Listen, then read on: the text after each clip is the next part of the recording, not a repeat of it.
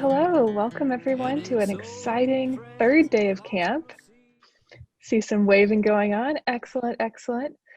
Today is all about arts and crafting learning, and we have some amazing panelists and presenters here today. I'm going to turn things over to the wonderful Sean, who will be driving the conversation this morning. So fill up those coffee mugs, get out your pencils and crayons and paintbrushes. Let's arts and crafts of learning. Okay, I've got to prepare. See you all, everyone. Bye-bye. Great, thank you, Laura. I think the wonderful Sean. I think that I need to change my my Zoom name now. Thank you. Good morning, good afternoon, maybe even good evening, depending on where you're joining us from today. I'm Dr. Sean Leahy, the Director of Technology Initiatives from the Mary Lou Fulton Teachers College here at ASU, and I'll be serving as the moderator for today's Flagpole session. It's an absolute honor to be asked to be joined here with you guys today, and to welcome you to the Learning Human Day 3 of camp. The theme for today is arts and crafting learning experiences with an exploration of student-centered values, exemplars, and recommendations for the year ahead. As we kick off today's programming, which if you've already looked ahead, you've seen that it's just absolutely full of a wonderful selection of neighborhood breakout sessions that will take place when we're finished here this morning. We'll essentially be exploring this question: if it's not in service of learners, then who is it serving? And we'll hear from leaders from organizations like Instructure, right here from my own organization here at ASU, the Mary Lou Fulton Teachers College, as well as Michigan State University, and to hear how we in these groups are carrying the torch for student success and looking to spark discussions around the next frontier of learning, design, and experiences. So to start with today, what we'll hear is a series of short lightning talks from our esteemed colleagues that include Melissa Loble, Chief Customer Experience Officer from Instructure, Punya Mishra, Associate Dean and Professor at the Mary Lou Fulton Teachers College, myself, Brent Maddin, Executive Director of the Educator Workforce Initiatives from the Mary Lou Fulton Teachers College. Very excited to bring with us today Sabrina Cervantes Villa, who's one of our educational technology champions from the Ignited Labs. So she's a undergraduate student with us here at ASU studying human systems engineering. And then Jessica Knott, Interim Senior Manager of Instructional Technology and Development at MSU Information Technology at Michigan State. And Kate Sonka as well, Assistant Director of Academic Technology in the College of Arts and Letters at Michigan State. At the conclusion of our lightning talks, while our minds will undoubtedly be filled and stimulated with all kinds of ideas and questions, we'll transition to a panel Q&A session for the remaining about 20 minutes or so. So with that, please join me in welcoming our panel and inviting our first lightning talk to take center stage. So if we can give a warm camp welcome to our first speaker, Melissa Loble, Chief Customer Experience Officer from Instructure. Melissa, I offer for you to take center stage. Great, thank you so much. Hello, everyone. It's such an honor to be part of this incredible camp experience, an incredible learning experience. I've been tracking sessions and listening here and there, and I'm just so impressed with the creativity, but even more importantly, the dialogue that's happening. So again, thank you for having me. Thank you for letting me be a part of this. So as Sean mentioned at the very beginning, I'm the Chief Customer Experience Officer for Instructure. For those of you not familiar with Instructure, I imagine most people are. We're the makers of Canvas. It's probably the easiest way to put that, Canvas and LMS. So I have the honor of leading our customers on their journeys with Canvas. And that includes everything from how do you experience it just on a daily basis to how are we crafting the best experience possible for our customers. And I actually wanted to just briefly chat in my few minutes this morning about some of the observations that we've made looking at this rapid transformation from traditional to hybrid to remote in pockets to everybody's remote all at once. And there's some, I think, observations around specifically how you center the student in that remote experience that has come from this just massive volume of educators and, more importantly, learners moving into an online environment. So I have 5 key things I want to chat about very quickly. And maybe I'm hoping that some of these will spur deeper conversation as we get into the open Q&A and as you continue to engage in conversations throughout today. So when we think about student-centered learning, we often think about the teaching experience and how are we driving an environment in which students thrive and foster within, I'm going to call it a traditional, even though it's online, but I'm going to call it a traditional learning experience. What we've observed is, yes, that is absolutely critical. The good news is there's a lot of work that's been done, that's being done. I know you're going to hear more about that in that learning space to really drive thriving student experiences and allow students to grow and develop personally and within a larger group or a collaborative environment. What we've found is while that is absolutely important, so is the context in which that exists. So I'm going to talk about the context around a student-centered learning environment and maybe spur some ideas of things that we can be thinking about doing going into the fall, going into whatever next learning experience we're offering up to our students. So there's 5 key observations we've made. First is probably of course you've made that observation element, but that's access. And I have to say it again, it is so important that we all as an educator community continue to focus on driving equal access for learners. So things, bandwidth, devices, environments, all of that, we just all need to rally together and continue to drive that. You know, at Instructure, we can't do that alone. We need partners to help us venture in that, although from a technology perspective, we are responsible for ensuring our solutions are available. But let's all continue to drive towards access. So that's an easy one, but that's still very, very present, even more present as we think about how we create these student-centered environments online. The second one is acknowledging the community in which the learner lives. And this one's going to blend into my third point, and so I'll jump back and forth with these two. There's a new physical world in which the learner's living. So if we think about teaching a student online, in learning opportunities where they've chosen to be online, they've often chosen to have a very deliberate space where they go and learn, or deliberate spaces. It could be a room in their house. It could be, they might still be going out of their home to a library, to a campus, to some place where they go experience those online. But they've had control over that online experience. What we've uncovered in this rapid transition is that a lot of students haven't had control over that.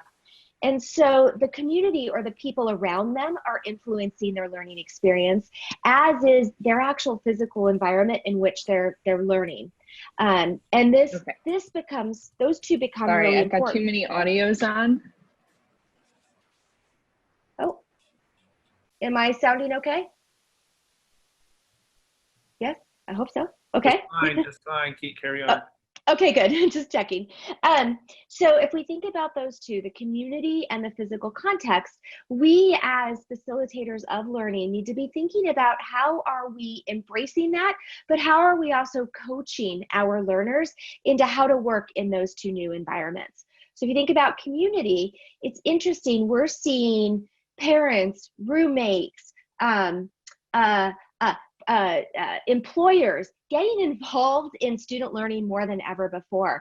And how do we both invite them in and inform them and help them support the learners, especially as we're having learners go off on ventures where they are doing lab type activities or interactive activities or apprenticeship style work. How are we inviting them in? And then also from a physical space, how are we coaching and helping our learners understand what it means to have a backdrop, what it means to be in a particular space? How do you craft spaces so that you personally can thrive and learn? And there's new rules around that, which leads into my fourth point, because we've talked about access being critical, community and acknowledging the community, talked about acknowledging the new physical space. We also need to think about what digital citizenship means. And I know we often think of digital citizenships as how to appear as a collaborative, contributing learner in a setting in which you're learning with others. But this becomes even more important because often students are now in situations and in physical spaces where they might not know how to set boundaries or where should they set boundaries of what is personal and what is learning. And so you'll see, we've seen teachers craft environments and encourage icebreakers and ideas for how you encourage students to bring some personal, but that other personal can possibly disrupt the learning environment. And so we have to think once again about that community, and we have to think about the physical, but we also think about how do we then coach our learners so that they can thrive, but still balance that learning and personal as it's all blending even more than it ever has before. And then the last point that I'll encourage you to think about is how do we continue to bring the human, and I love this theme as it relates to learning man or learning human, how do we bring the human into learning? So it's going to be really tempting and actually really effective to use a lot of technology or a lot of different technologies. But as the conversation, I was listening to the conversation right before this, where you were talking about Verbella and the comment about why doesn't your avatar have high heels? That was such an interesting, related to Second Life. There was such an interesting reflection for me because that relates to these key 5 elements that we've uncovered. And that 5th one being human. How do you bring the human to the learning? To the learning space when it's going to be really tempting to use lots of technologies to automate lots of personal experiences. And how can you create learning paths and direct your learners and do all of this that technology can coach them? How do you help them still have that human element in their learning? So I encourage us to think about context and student-centeredness, in addition to, of course, all the important things about the student-centeredness in the learning experiences themselves. And I encourage us to think about access, community, the physical environment, the digital citizenship that goes along with that, and how do we continue to bring human in that environment. So hopefully I didn't go past my 5 minutes. Those are just some key thoughts to get us all going, and I will pass it back to Sean. Great. Thank you, Melissa. Now, the timing was perfect, so spot on. And also, thank you for sharing those. I think that'll be very interesting to come back to and discuss here at the end. So moving right along, I'd like to turn us over to our second lightning talk, which will showcase some of the work being done right here in Arizona by our panel members from the Mary Lou Fulton Teachers College. Just for the ASU team, I'll go ahead and share my screen and drive the slides that we have to help illustrate some points. So when you want me to advance, just give me a cue to do so. So to get us started, please join me in welcoming Dr. Punya Mishra to kick us off.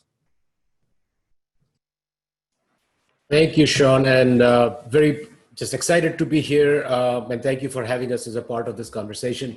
The piece that I'm going to talk about is not just that the response that the Mary Lou Fulton Teachers College had to the COVID crisis, which all of us, every educational institution.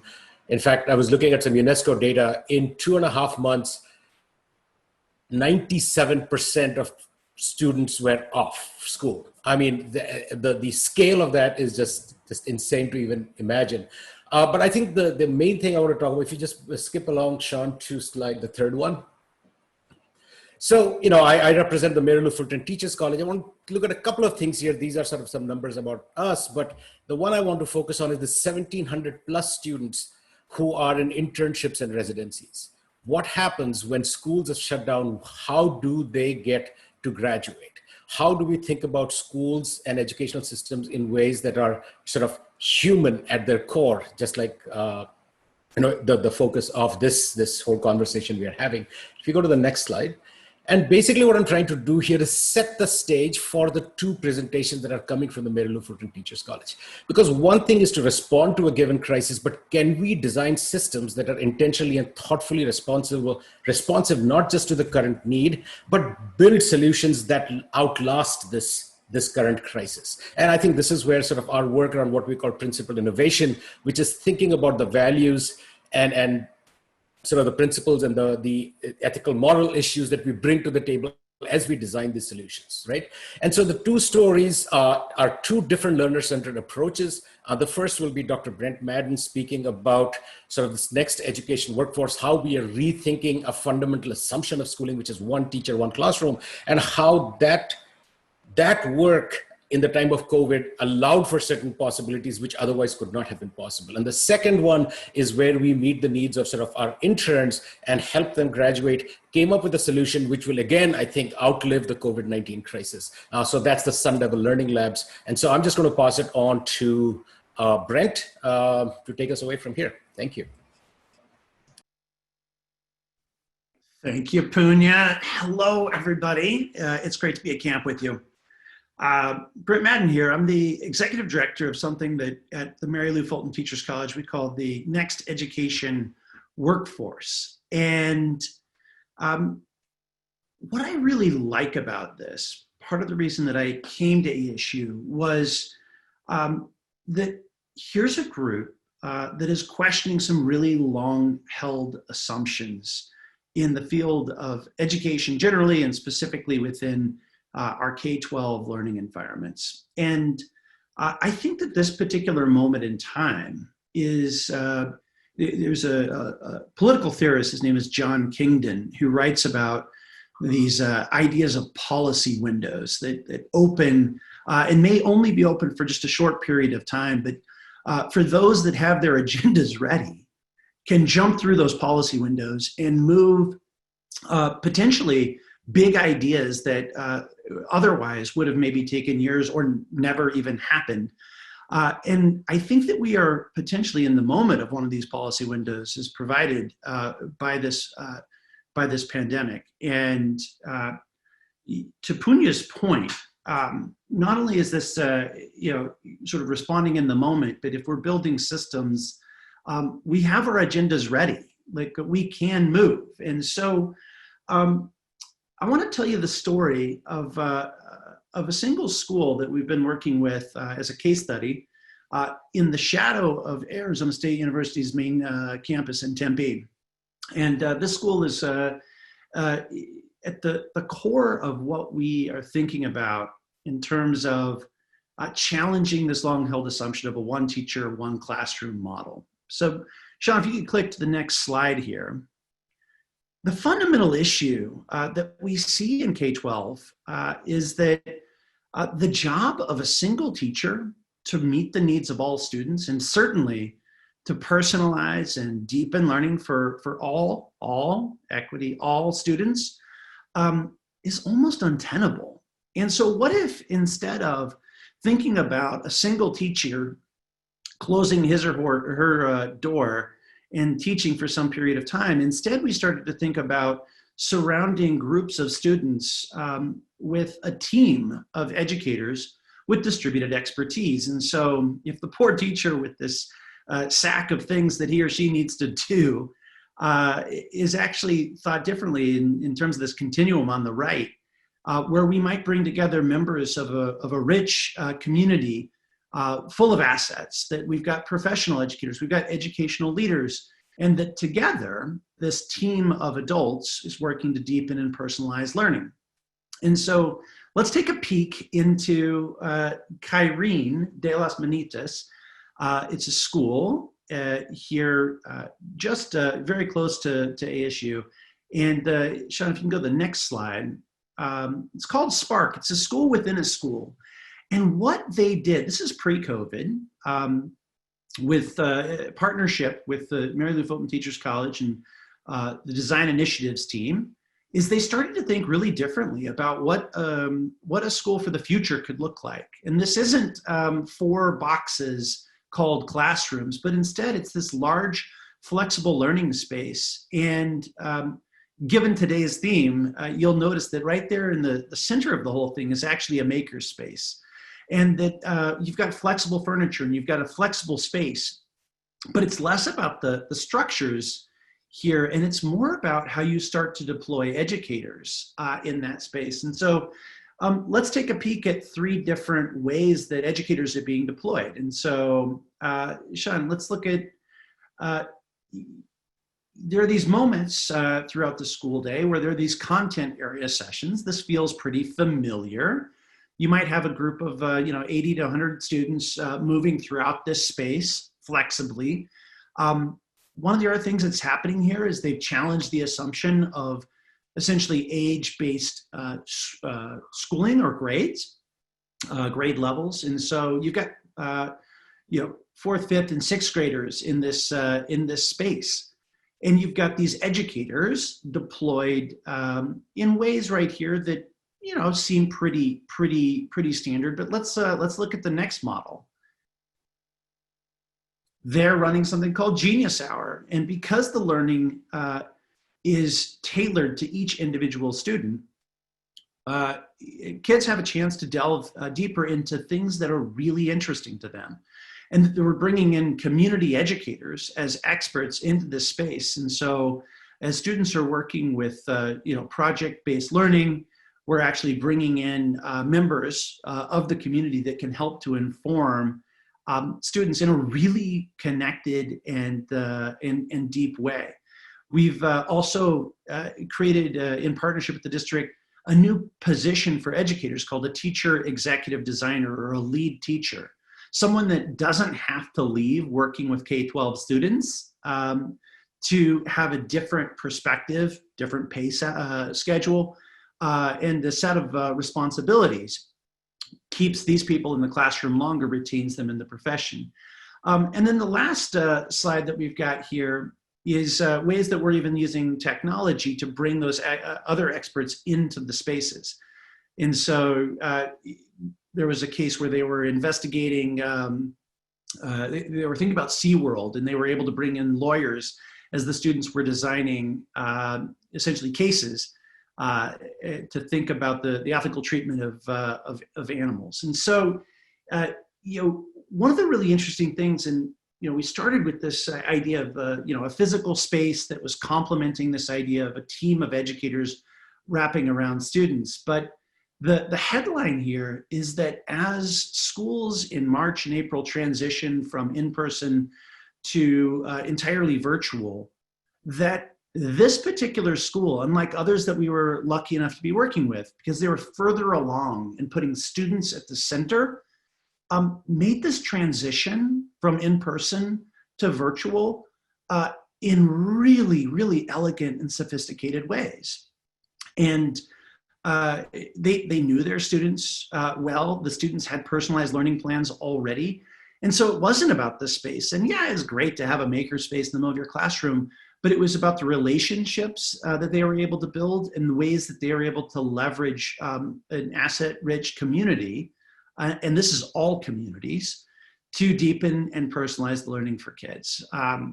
Thank you for letting us come and share a bit of this. There's more information that you can see, and I'm inspired by the work of our colleagues and eager to hear you have you hear from them as well. Great, thank you, Brent. So kind of to round off the MLFTC presentation here, I just want to give a quick sort of introduction to the project that was known as SDLL, or the Sun Devil Learning Lab. And then I'll be turning it over to one of our fantastic students, Sabrina, to talk about how they actually pulled this off. But essentially, just like everybody, right, middle of March, ASU found itself having to go full remote. And so obviously that's had the impact that we all are very familiar with in terms of, college students, K-12 students. But one of the things that we noticed right away as a major challenge to that response was that our teacher candidates that were doing their student teaching out in our partner districts and schools were suddenly cut off from the very group of students that they were trying to work with to gain their valuable experience, but also to fulfill their graduation requirement and the state licensing requirements for them to have a certain number of hours teaching in a live environment to be able to graduate on time. So this is just some numbers that kind of just help represent some of the scale at which this project went. So this project has kind of internally also, we joke around a lot about the fact that since we were able to do this, it feels like we can move mountains at times. Essentially, so, right from the beginning, many teams were pulled together, working at times, around the clock to get things sort of to go from idea to how are we going to get this structure in place and who are the key stakeholders and to work through this all. But even just in that first, basically not even full month, this is some of the data that we were able to sort of collect and now publish. Essentially, we were working with over 450 students. So these are our teacher candidates that were out trying to teach young students in the K-12 environment that had been cut off due to the closure of schools and things like that. But really one of the key numbers here is like, yeah, it's nice that we had, and Sabrina will go through and talk about some of the things that, just in that first, 15, 20 days or so, having over 20,000 views of some of the work that these students have been doing. But one thing that was really impressive too was just the way that the university responded, thinking about how do we how do we address our students' needs? How do we address the community students' needs to give them the instruction and learning experiences that are engaging? And the actual project itself was basically done in 6 days, which was a Herculean task, but one that I think we're all very proud of. So as I turn over here to Sabrina, I just want to make a note that Sabrina represents the heart and soul of what really made this project possible. Was a group of our own ASU students that worked tirelessly to actually facilitate and work these things out. And couldn't be more proud of students like Sabrina and her colleagues that rose to the challenge in ways that were never expected. That was never part of their job description, but yet they really came through in an amazing way. So Sabrina, I'll stop talking and I'll turn it to you. Cool, thank you. So like Sean mentioned, we really had this task of creating this virtual teaching environment that focused on the learning experience of the teacher candidates as well as their student audience at home. So SDLL was really able to fully utilize YouTube's live streaming functions and being able to stream from 7 different channels simultaneously. So 6 of my fellow student workers and I actually ran our own stream or respective grade level.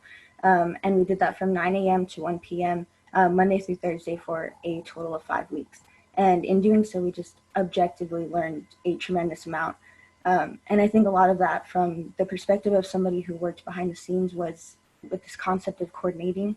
And that's coordinating with our teacher candidates who would differ from day to day, as well as our 2 assigned lab leads who were coaching in real time via Zoom chat with our teacher candidates. And aside from coordinating, it really had a lot to do with teamwork and really reliance on our teammates and my fellow producers, so that when an issue would arise, we were able to fully take care of that and keep the stream going. So Sean, if you could. Cool. So this is just an example. And so when an issue would arise and they were really inevitable, we could come together as a unit and really say, what is this issue and how can we resolve it? Who has the skill set and how can we keep the stream moving, or if it's down, can we get it up as quickly as possible? And so we were really able to learn Zoom inside and out. We learned YouTube streaming guidelines even better than that. And we were really able to just strengthen our technical skills in a way that we might not have otherwise, as well as work with individuals that we might not have otherwise. So Sean.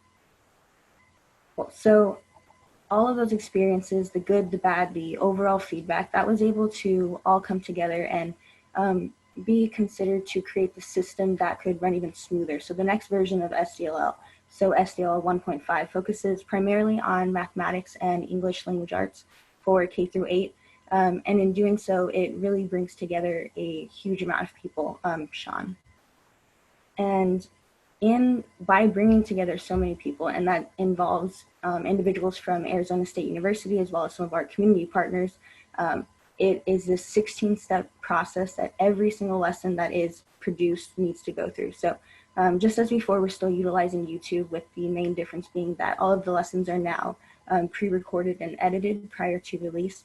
So in the first step, the first portion of that process really focuses on the lesson content, curriculum standards, everything that has to do with what the instructor is actually saying before it can actually be recorded. Once it is recorded, it still goes through another process of being approved, and the main focus of that being copyright to make sure that it still meets YouTube's guidelines and we're still good to go. Finally, it can be edited and published. So I think that as an individual who worked on both versions of this project, I'm really just most grateful for the opportunity to have worked with individuals whose areas and levels of expertise really vary so widely. So I did work with professors here at ASU, but I also worked with educators who are just getting started with their careers. And as it's been mentioned, that was a huge part of this project, is that it's students helping students to reach their graduation goals. And so now a lot of those teacher candidates now have their certification, they graduated, and they're hired at local schools, a lot of them. So I'm just really proud, even as an engineering student, to have gotten some of that design experience that I wouldn't under different circumstances. And so as a result, I'm just really proud of the content that we have produced, that's been produced because of this project. I'm proud of what is still being produced. And as you can see here, you can find that at Mary Lou Fulton's YouTube channel as well as the SDLL site on its own. And this is just a resource that's now permanent for the community. The project as a whole is a permanent resource for the community and one that's been extremely productive and rewarding. So thank you.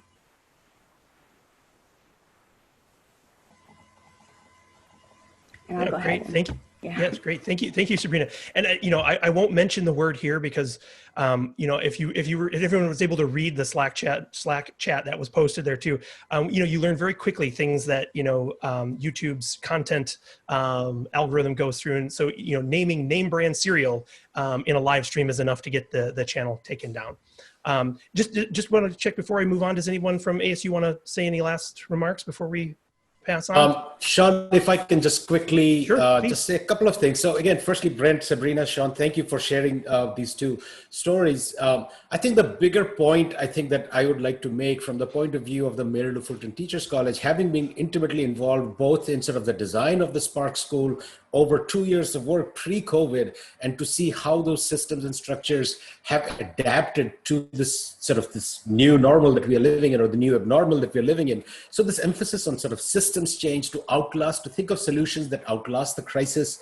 And I think the important lesson here is that the new organizational structures and new roles that have emerged. So we have an educator designer. We have, students who are in engineering now suddenly working as media producers. These are roles, and I think these kinds that we have to think about as we think about this work that we are doing at the Teachers College around learning futures and principled innovation, that we have to think beyond particular tools and technologies towards broader systems and cultural change that we are bringing to these organizations. And I think these two are just, two examples of a lot of the work that our college has been involved in. So thank you, Sean, for that, and move it on to the next speaker. Great, thank you for closing there. Again, in interest of, we'll just move on to our third and final lightning talk before we move to the Q&A session. So we'll pass the torch, the stage, whatever, over to our friends at Michigan State University. So please join me in welcoming Dr. Jessica Knott and Kate Sonka to take us away and tell us about the amazing work that they're doing at Michigan State. Hello, everyone. Let me just get this up. My name is Kate Sonka, and I'm the Assistant Director of Academic Technology. I think it's been said a couple times in the College of Arts and Letters at MSU, and I'm joined by Jess Knott. If she would like to say hello. Hi, I'm Jess. I'm the, oh gosh, this title is so long, Interim Senior Manager of Instructional Technology and Development. That means I do learning design stuff with an amazing team. And this is Martha. She is our personal assistant for the day. She'll be active in the chat as we're going through our talk. Martha is a brown bear. She is standing behind me, roaring with excitement about all of the things we're about to discuss today. In case you're wondering, that's Jess's version of camping, that a bear would attack her. So everyone hold Jess close. Okay, so we're going to chat about how we center our students at MSU. So up on the screen, there's an image of Jess and myself from a few years ago at a conference, an OLC conference, sharing a slushie. Please note, this was taken pre-COVID. We would now never be this close to each other. So Jess, why don't you share the likes and dislikes we have on the screen for you? I would love to. So my likes are dogs, books, and Animal Crossing. And one of the things we hope to get out of this as we share some of the things and practices we do at MSU in our learning design and student success is the culture of care. So earlier, when Sean was like, well, if you can read in the chat, you'll see this thing. I am dyslexic. I can't always read in the chat. So books are my best friends, but they don't always like me back. So that's just one of the things when I say, what are my likes and dislikes? Sometimes like to vocalize, like, I love reading, but sometimes I struggle. So to set people up for that kind of communication. What I dislike, for similar reasons, messy spreadsheets. Just don't do it. It's not okay. Kate? Yes, and my likes are hot dogs, which, in case you didn't know, today is National Hot Dog Day. So there you go. Cats and puns, and I really dislike sunburn. It's not great. But what both of us like are soft clothes, which we've been able to embrace, of course, working from home. Definitely collaboration and inclusive learning. And so that's actually why we're here. to chat today about how we think about collaboration and inclusive learning. And specifically, we're using this term culture of care that I'm sure many of you have come across in your own work. But we think about that in different ways at Michigan State, or we approach it in different ways, I should say. And one of the kind of key elements to that, Jess said this the other day when we were talking about this idea, is that we are often about and really about collaborating with our students and not just for our students. So I think a lot of the work that we do is really looking at, well, how do we include students? How do we make sure we're working alongside them rather than just out there as an abstract sort of thing? Because what are we here for except for our students and the different ways that we can support their learning and ensure student success. So up on the screen, I'm going to start first and share a couple things that we do in the College of Arts and Letters at MSU, and then Jess will share some of the things that she works on. So the first thing that I have on my list is the Accessible Learning Conference, which is a conference that is happening this year in November. Dates are still being finalized, but it will be the 6th annual iteration of this event, of course virtual, given all the things. But this is a conference that's really focused on how are we talking about and creating inclusive learning spaces for our students, specifically around the topic of accessibility and disability. So how are we ensuring that students with disabilities are able to be successful in our classes? And this has taken on a variety of forms and formats over the years. But one thing that has been a core component of this conference since I and we created it 6 years ago is that students are a piece of this. And so we have students working with us to plan the event. So what's interesting to them? Who might they want to hear from? What topics are interesting? You know, if we're going to choose a theme for the conference for the year, what resonates with students? So they're helping us with planning. They're helping us with you know, in terms of an experiential learning opportunity, this is it.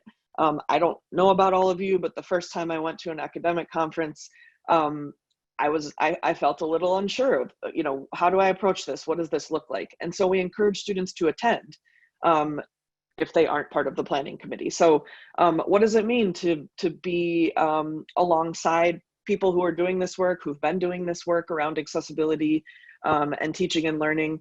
How do you engage in question and answer periods? How do you handle networking moments? What does that look like? And so we really try to create this experiential opportunity for students to be there in the moment. And likewise, we also, there we go. We also encourage students to present. And so we encourage students to talk about what are they doing in their classes. Many of them have jobs around campus, which I'll talk about some in a second. I know Jess will highlight as well. Many of them are doing work in accessibility with us. And so how can they talk about that and share their results there? And so it's really a conference that is open to everybody, but that we make sure students have a voice and are a part of that. The next thing on my list here is the academic technology student interns. So in our office, we employ anywhere from 2 to 4, depending on needs, students who are working with us in a variety of ways. And so we have some students who are focused on a lot of the work we do around web presence for faculty. So sharing research, faculty sharing their research, sharing their work, their scholarship. So how can students learn how to do that work? Definitely any of you who I think are in similar positions working around learning design, learning experience, anything along those lines, you know, faculty professional development, students are helping us with that. Learning about what does it mean to do this sort of work, or informing us in how we're talking about that with faculty. And so there's a variety of things that we have students working with us there. Certainly we're not the only college on campus that has students working with us in academic tech, but we've been working with students for a number of years in that way. And then the last thing on my list is our faculty professional development. And so there are two bullet points here that I want to highlight. again, where we're keeping students a part of this conversation and in a variety of ways. And so the first is our Faculty Accessibility Fellows Program. And so myself, in conjunction with IT Services, our Disability Services Office, College of Natural Science, and Broad College of Business, so 2 other colleges on campus, we secured funding, internal funding from our Office of Intercultural and Inclusive Initiatives to build a faculty fellows program. And so last academic year, we had 17 faculty from those 3 colleges coming together once a month to reflect on and learn about and think about how could they reimagine their courses where they're centering accessibility or they're centering disability in ways that they maybe hadn't thought of before. And we had students join us, certainly students who are interns in our office, but we also made sure to include students sharing information about what has it been like to maybe have a disability in a course, if they were willing to share and they're invited to share. And so that's really been a transformative process to watch these faculty go through this program. Of course, it was a little disrupted in the spring, so some of the things that we had hoped to kind of end on are spilling over into this year. But it's also a really good exercise in seeing how those faculty have continued to think about student accessibility needs during this switch to remote and online teaching in a way that maybe some of our faculty that we haven't had go through this program, how they're envisioning it. So that's been really informative for us. And then the final bullet point on mine before I hand it over to Jess here is Soiree and Aspire. And of course, what's academia without some acronyms here? So Soiree started as the Summer Online Institute for Reimagining Educational Excellence. And what you should know is that we thought of the word soiree first and then tried to, put in some words too. So it's a long acronym. We get that. And then Aspire is, I'm gonna botch it, but it's essentially something along the same lines. Basically what these are, soiree is a synchronous, week-long face-to-face moment where myself and colleagues like me, like Jess and others from colleges, are working with faculty on, in the spring, it was preparing for teaching online this summer. But in the summer, it's been thinking about how to get them to think about fall. And so we meet with faculty for an hour in the morning, an hour in the afternoon, and then they are working on stuff throughout the day and thinking about pedagogy, learning design, how they want to reflect on their courses, and starting to build out some of those modules. And Aspire is kind of the complementary asynchronous self-paced option. And so far at last estimate, we've had about 600 faculty go through these 2 trainings between spring and summer. And to tie it back to students, we had students helping us design these programs. We have students, considering how are the ways that we can care about students in this moment, and what it's going to mean for them coming back. So I'm going to go to the next slide, which Jess will take over from here.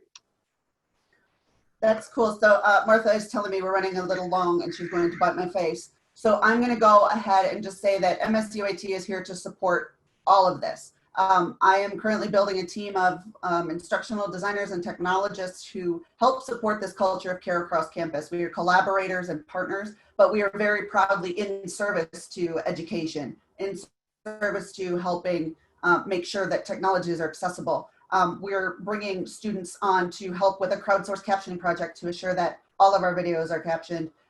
Classroom support students. Students help support the technology in the classroom. They help drive decisions in the technologies that we're bringing on board. I'm working to build kind of a student team that helps with quality assurance and testing and things like that.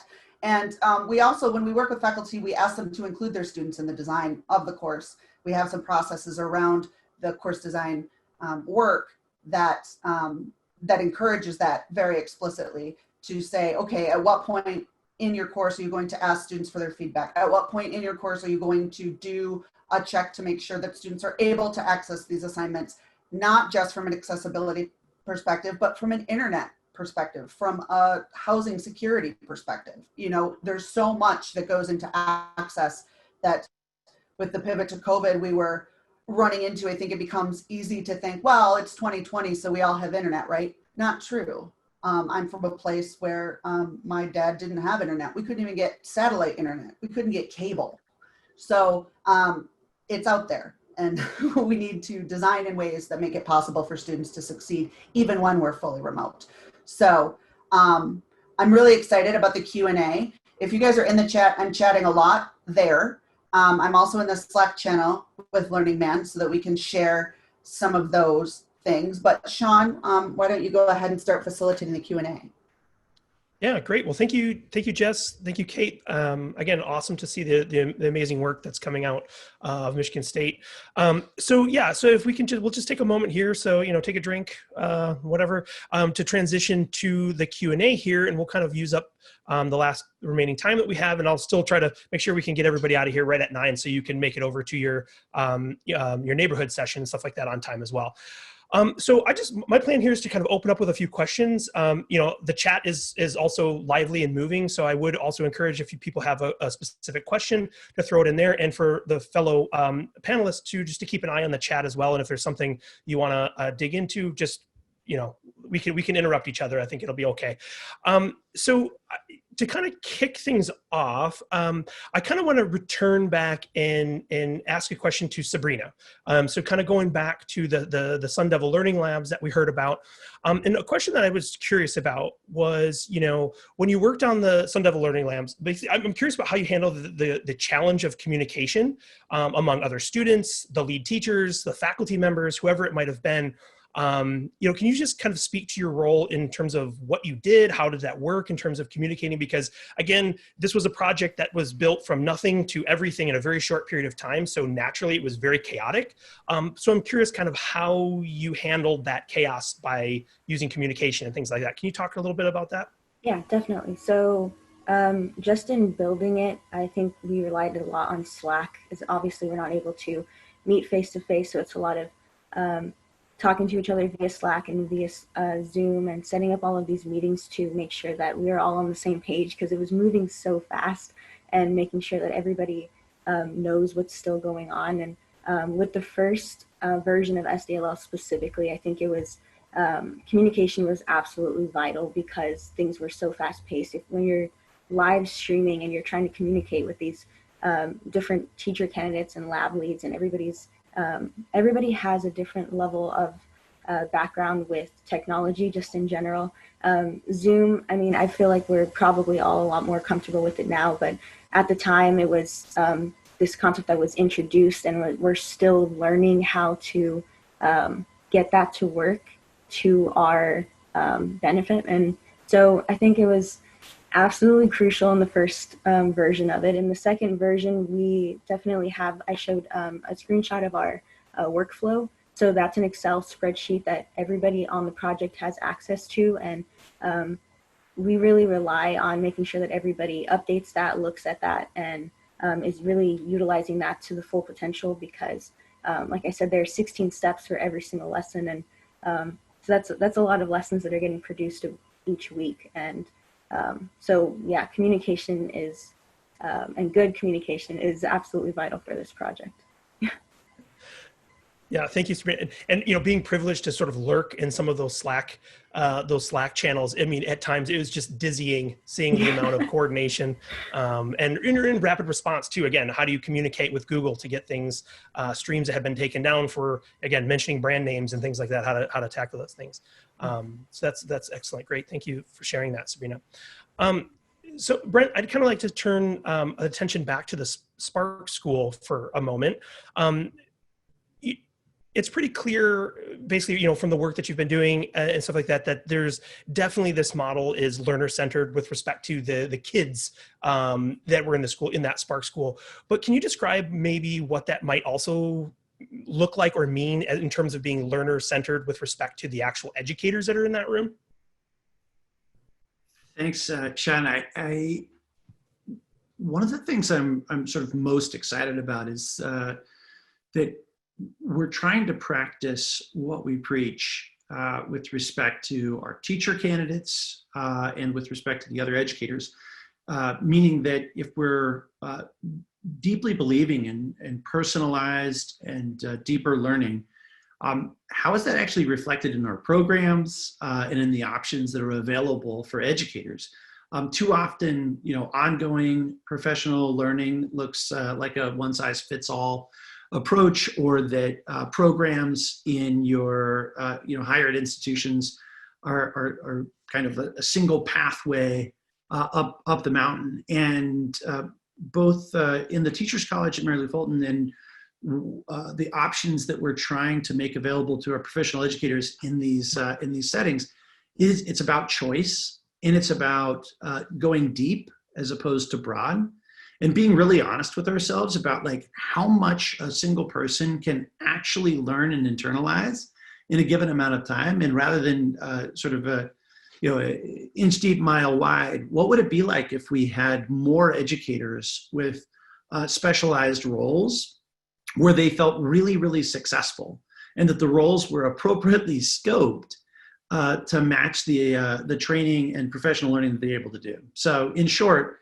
we're modeling, hopefully, what our educators are also doing for their kids, which is personalized learning, deeper learning for the adults. Great, thank you, Brent. So I guess for my next question here, I'd like to turn back to Jess and Kate. So, in your presentation and the work that you've been sharing, you refer to the culture of care in academic and technical spaces. Can you talk a little bit or expand a little bit about why that mindset is so vital or important to the student's success? Absolutely. And we're kind of getting at that in the chat right now. Punya just asked the question, as we think about internet access and accessibility, is it reasonable for us to expect that internet access should be provided to all students at this point? And the resounding answer in that chat is yes. So from a technical perspective, we need to provide things that students can access and also design for access. So as we're supporting faculty, we need to support them to think about issues of not only accessibility, screen reading, captions, things like that, but also if your student comes to you and says, I have mobility issues, I can't get to that parking lot outside of Starbucks you want me to go to, what's my option with the exam? How are they going to proceed and accommodate that?